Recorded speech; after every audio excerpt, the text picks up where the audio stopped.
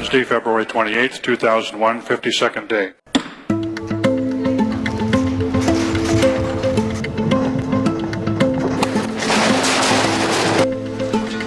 We have a huge earthquake going on. The tower is collapsing. I say again, the tower is falling apart. Hang on, everybody. Okay. That's a big quake.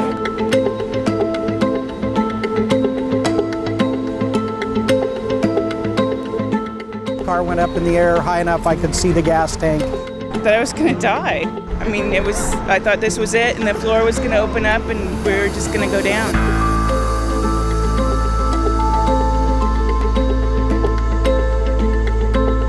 "25 years ago, a 6.8 magnitude earthquake rocked the Pacific Northwest. The Nisqually-earthquake caused widespread damage and became one of the most memorable days in Washington state history. Thanks for joining us for this King 5 News special. I'm Greg Copeland. Saturday, February 28th marks 25 years since thousands of people ducked for cover beneath tables and chairs as the world shook. Most of the damage was in Olympia and downtown Seattle, but the entire region felt the shocks all the way to Oregon, even Idaho. In less than a minute, it caused billions of dollars in damage. Older buildings rained down bricks and debris, and the Alaskan Way Viaduct had to be closed for emergency repairs before it was ultimately removed entirely. Fortunately, nobody died directly from the quake, but the region's infrastructure changed forever. While many will look back on the Northwest's most powerful quake since the 1960s, scientists and emergency officials are thinking about the future. King 5's Jim Nelson shows us how they're constantly evaluating our preparedness for another quake. How quickly calm can be disrupted. A rattling reminder. Kind of a mess, isn't it? Yeah. Centered 35 miles deep, about 11 miles northwest of Olympia, the Nisqually quake shook the region on the morning of February 28, 2001. 400 people were injured. Nobody was killed by falling debris, but one person died of a heart attack. The damage was in the billions. King 5 Olympia Bureau Chief Drew Mickelson worked in Portland at the time.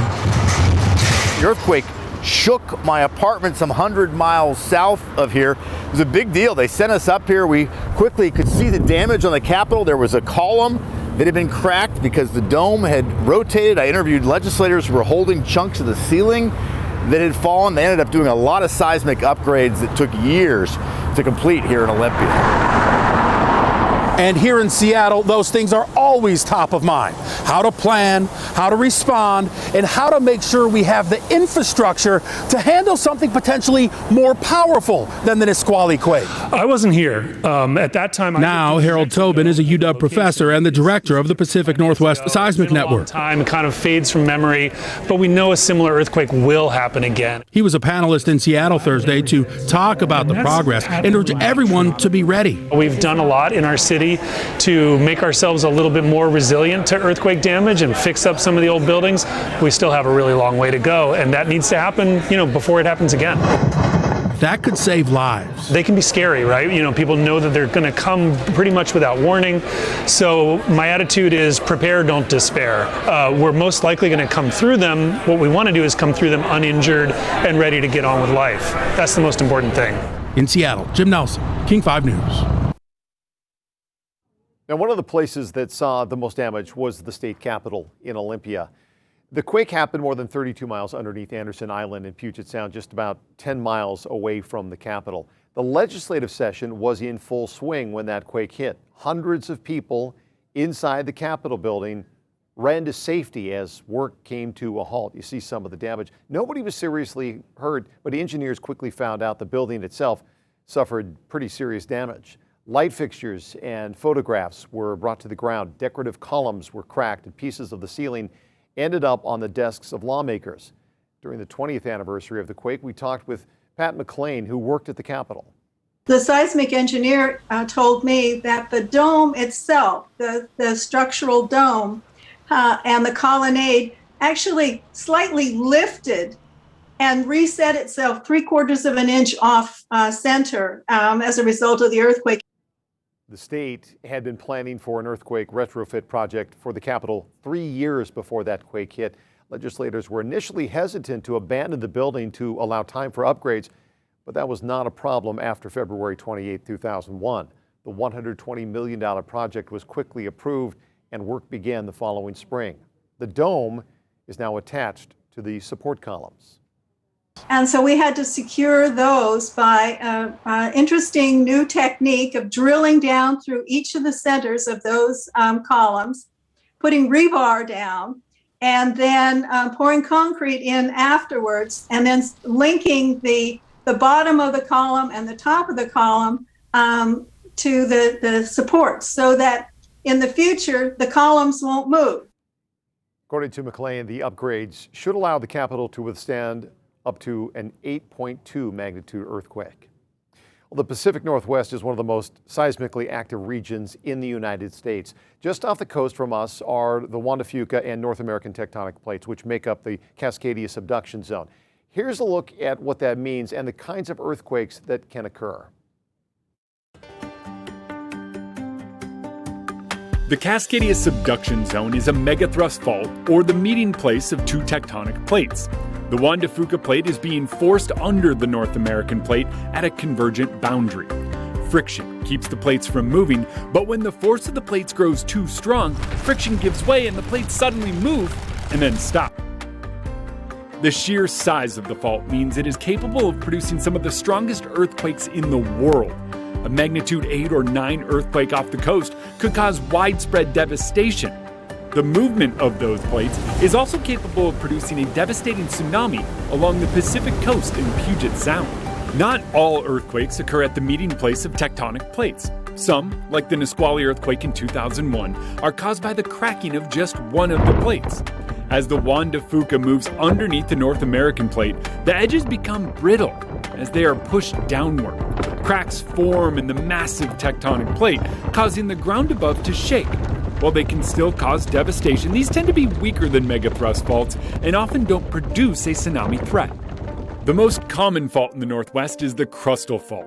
Relatively small cracks forming along the edge of the North American plate, often closer to population centers than their deeper counterparts. Crustal earthquakes are caused by the ground being pushed or pulled apart by the movement of the plate boundary.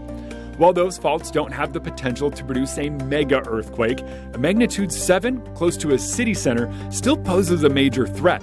The two biggest crustal faults are the Seattle Fault and South Whidbey Island Fault. When we come back, we hear from our state seismologist to break down lessons learned from the Nisqually quake and what experts are doing to prepare for the next one. We'll be right back.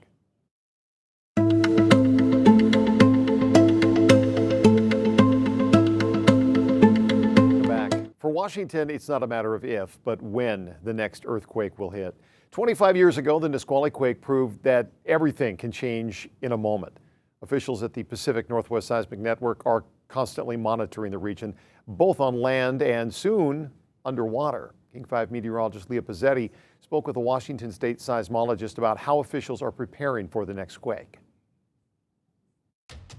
Joining me is Harold Tobin, director of the Pacific Northwest Seismic Network and our state seismologist here in Washington. Thank you so much for joining me, Harold. Yeah, thanks for having me. Okay, so let's start big picture. 25 years now, what do you think is the biggest lesson learned from that Nisqually quake? Well, for me, the biggest lesson from Nisqually is just that earthquakes like Nisqually can and will happen again, so we need to be prepared. We learned a lot about, things that were not really ready for earthquakes in our state and in our city, buildings that weren't up to snuff, partially collapsed and things like that. We've done a lot to refit things, to make things better, improve those buildings, but we still have a long way to go as well. So another big lesson is just we're partway through preparations for the future earthquakes, but we're really not all the way there. Yeah, let's dive a little bit deeper into that. How much did that quake specifically shape the decisions that you and your team make today? In some sense, the seismic network, that quake certainly stimulated us to build a better, stronger network with more sensors so that whenever an earthquake happened, it could really be sensed immediately right away. We get the information out there and all that kind of stuff. Nisqually was a big event. It's not like we would have missed it even with the network at the time, but we have such a much more technologically advanced network today compared to what we had 25 years ago in 2001. Yeah, absolutely. And we're going to talk about that more in a moment, but I want to talk about kind of the fine line of messaging. So earthquakes are such a fine line because we don't want to scare, we don't want that shock value, but at the same time, the threat is there and we want people to be prepared. How do you find that balance in preparedness versus scaring? Yeah, I mean, I really agree with that statement. People are afraid of earthquakes. They strike kind of without warning, and they're just scary because they don't happen for decades at a time and then suddenly, really terrible. Big messages are, okay, first of all, we see images from some places in the world where preparations are really poor and lots of loss of life happens. And even our biggest earthquakes, we're better prepared than that. So that's a good news message. Most people will come through earthquakes. Most of our structures will come through earthquakes. We know that. The engineering, modern seismic codes are up to snuff for even really strong earthquakes. So my message is always, prepare, don't despair, right? We can do things that make you safer as a society, and then you can individually take actions to make your home a safer place or your workplace and take care of your family that way. And so that's the most important thing is do things so that you'll do fine in an earthquake as opposed to have a really disastrous thing happen. Right, okay. Yeah. And one of the key takeaways immediately after the quake was that infrastructure that you touched on. What is the current status of our infrastructure in Washington and the Northwest? Yeah, I mean, I think the answer is mixed. We've had really improved seismic safety codes since the time of the Nisqually earthquake, so newer structures are being built better and better and better all the time. Lots of things have happened. I mean, a great example is the Alaska Way Viaduct came down in part because it was really recognized after that earthquake that it was truly vulnerable. So the tunnel was a big project, but not only did we get a tunnel instead of a vulnerable bridge, we also got a nicer waterfront in downtown. So it's a good win. Positive improvements in lots of different directions. Yeah. But it is a mixed bag because we still have lots of what are called unreinforced masonry buildings, URMs, the older, brick and mortar buildings, stone buildings. They're beautiful, they're historic, but sometimes they're really unsafe. And we don't want them to kill people in the next earthquake, which could look like Nisqually. It could be stronger, it could be less, we don't know what the next earthquake will look like exactly, but we do know one will come. So how can people ensure that they live in or work in a place that is safe? Yeah, I mean, there's small things and big things that can be done. First of all, your home, most of us don't live in really dangerous structures because they've either been retrofitted or like wood structures, single family homes are generally pretty earthquake safe. The structure itself, it's not going to collapse on you. On the other hand, we have a lot of things we call non-structural hazards, the stuff that can fall over on you in an earthquake. And we know injuries happen because of collapsing bookshelves, stuff falling off the shelves. If you have a shelf up there, maybe that's not the place for your bowling ball collection. Oh. You know what I mean? So it's you can look around your house and think about, should I attach those bookshelves to the wall? Should I change the way things are set up in my kitchen cabinet? Stuff like that. Yeah. That's good messaging. There's something you can do as an individual that is immediate as well. Yeah. Let's talk about that seismic network. I've done some extensive reporting on the network. It's fascinating to see that we've taken in the last 10, 12 years, more than doubled, right? The network. And these are such crucial tools for those seconds of heads up of if the earth is shaking. Can you tell me about the current status of that seismic network? Yeah, absolutely. As you said, we've doubled the size of the network, and that was all in service of bringing in earthquake early warning, this thing we call Shake Alert. It's been active for the last few years in our region, and what that does, it doesn't predict the earthquake before it starts, but as soon as it begins somewhere, we can advance warn people who are, the shaking is coming to you. The seismic waves spread like ripples in a pond. So your mobile phone can go off with that Shake Alert warning and give you anywhere from a few seconds to up to a minute or more of advance warning, depending on how far away you are from the epicenter, from where the earthquake starts. We know that the Shake Alert system works, and so that's another safety tool that everybody's got. Your phone in your pocket is now an earthquake early warning device, and that's a real change to our system. That only happens because all the data from all those seismometers, 700 plus seismometers in the Pacific Northwest that we run, are streaming in, and in real time, in just a couple of seconds, we can detect an earthquake and say how big it is.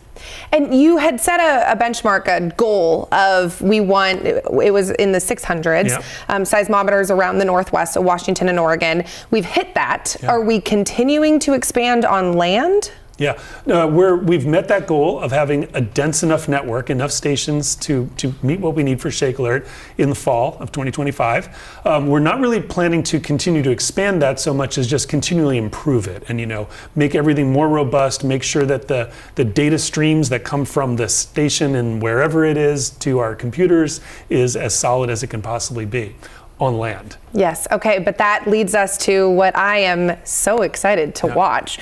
On land, we've kind of said check. On water, there is nothing offshore, but that is going to change this year. That is going to change with a major step that we're taking this year, exactly. Offshore is where we know the really big one, the potential magnitude 9 and tsunami, that's where the faults are for that kind of earthquake. So if we want to have awareness on those faults, we need our stations to be right on top of them, and that means going into the ocean, into the Pacific Ocean. So we have a program going that UW is leading to actually add a set of seismometers to the bottom of the ocean. Turns out they're off the coast of Oregon, because that's a place where there's a cable that runs down at the bottom of the ocean that we can get the real-time data stream. So we can put the seismometers at the bottom of the ocean. We're going to do that this summer.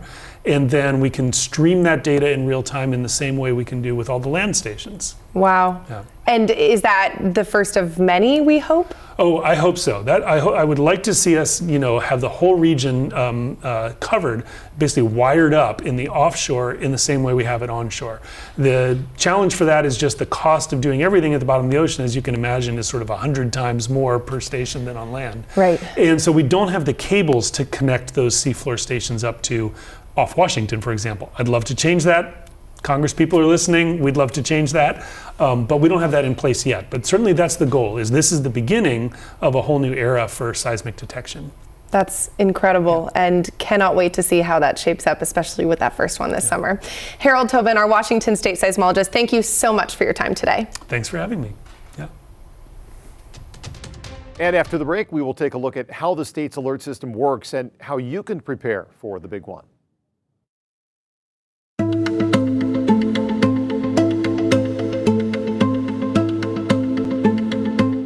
And welcome back to this King 5 News special. Boy, a lot has happened in the 25 years since the Nisqually earthquake. And that includes major advancements with early detection and warning systems such as Shake Alert. Shake Alert is designed to detect earthquakes close to the epicenter. It uses data from seismic stations installed all along the West Coast. The yellow circle represents the first wave of an earthquake, called the P wave. And then you've got the red circle, that's the second wave, called the S wave. There it is. It's much stronger and more powerful than the P wave. How much warning you get from Shake Alert depends on how far away you are from where the earthquake starts. But even just a few seconds could be enough to get you under a table or away from windows. Now, as we've been talking about the Nisqually quake, you've probably thought to yourself, am I ready if an earthquake hits? Well, in 2024, former King 5 reporter Erica Zucco found out how some Northwest communities are preparing for the threat of large earthquakes. I have about 6 of these canisters ready. Take a look at Frank Lawler's earthquake kit. Crank radio. So power off, no problem. You just crank. Or his binder full of contingency plans, and you may mistake him for someone who's always been prepared. Oh, not at all. But it was actually just in recent years he joined up with neighbors to create an emergency hub. What's great about this is the better you know your neighbors, the better prepared you're going to be to work together to work through a disaster. More than 50 grassroots groups of neighbors have created similar hubs across the city. One in a number of efforts that came after a wake-up call to the threat of the big one. Many residents remember the Nisqually quake in 2001, shaking much of western Washington, including downtown Seattle. These will happen someday, and a lot of us have lost what that feels like since 2001, so we want people to know, we want people to be prepared. Since then, the state has stepped up education efforts, holding drills to help prepare first responders, and using earthquake simulators to show residents how seismic activity would impact a home. Despite the fact we will have an earthquake someday, and it will be a big and potentially life-changing event, you can survive if you take the action to get prepared now. For each of us, a big piece of the puzzle is preparing emergency supplies, like Frank's. But for city governments, much of the focus is on finding and fixing vulnerable structures. In Washington, that means projects like retrofitting the Montlake Bridge on 520, upgrades to the West Point treatment plant to prevent sewage spills into Puget Sound, and updating the Green Lake Library. Records show there are still more than 1,000 unreinforced masonry buildings in Seattle, but many are privately owned. When Portland City Council tried to require seismic retrofits, it faced pushback from owners who said they couldn't afford the upgrades.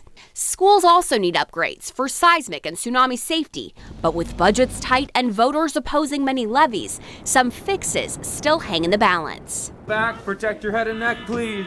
But most earthquake researchers say, don't despair, prepare. Our hub. Do what you can, like in Frank's neighborhood, Madison Valley. The neighborhood is going to be what keeps us together.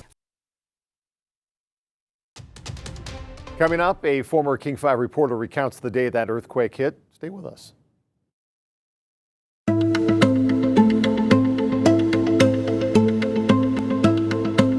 Thousands of people, February 28, 2001 is a day they will never forget. 5 years ago, former King 5 reporter Glenn Farley took us back to a morning that started out like any other for the people of the Pacific Northwest.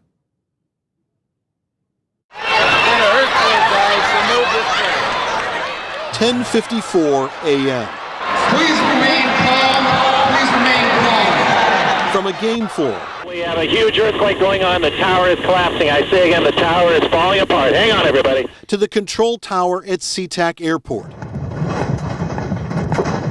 This was the day of the Nisqually earthquake. It lasted less than a minute. But it said we could no longer take our infrastructure for granted. Basically, we're looking for any significant structural failure. Look at the mess. It hit us at home. And you lose everything. And at work. It's been a rough week. I haven't got a lot of sleep. And it cost upward of $4 billion to fix. I was there for that earthquake too, and where was I? On the 52nd floor of 2 Union Square in downtown Seattle, and I can tell you it was an e-ticket ride. And then I walked down 52 flights of stairs down here to Union Street. And when I got outside, the one thing I remember was that all the street lights had popped open, showering glass down onto the sidewalk. Nobody died directly from the quake, but we easily could have, as older buildings showered bricks and terracotta onto the sidewalks. You get in the car? No? In the days that followed, Steve Cooper in Olympia had a hard time getting his dog Sonny into the car, because Sonny was in this car when his owner's building did this. Car went up in the air high enough I could see the gas tank. I had people call from all over the country. I had people here in town saying, don't know what I can do. If I can help, I'll help. The Seattle Chocolate Company on First Avenue soldiered on, even though its building did not. In that space now, a Starbucks. While just down the street on the day of the quake, the Starbucks headquarters, once the oldest and biggest Sears Roebuck in the region, was cracked and damaged. And King 5 was there when employees were able to come pick up their stuff. That I was going to die. I mean, I thought this was it, and the floor was going to open up, and we were just going to go down. Nisqually was not our first earthquake of this type. There was another one in 1965 and in 1949. And both of those were deadly. But Nisqually led to changes. For example, the Alaskan Way Viaduct has been torn down and replaced with a tunnel. We also replaced the 520 bridge across Lake Washington. Scientists say there was an 84% chance of another Nisqually-style quake in the 50 years since 2001, and 20 of those years are already behind us. In Seattle, Glenn Farley, King 5 News. To commemorate the anniversary of the Nisqually earthquake, the city of Seattle and Pierce County are recognizing the historic day. Seattle Mayor Katie Wilson issued a proclamation declaring February 28, 2026, Nisqually Earthquake Commemoration Day. It highlights the work still needed for seismic safety in Seattle. And the Pierce County Council and County Executive also made a proclamation for the anniversary, honoring the first responders, the resilience of the community, and raising awareness about the importance of earthquake readiness. Thanks for looking back on this moment in Washington's history with us. You can find more stories from that day and all your local news on the King 5 app.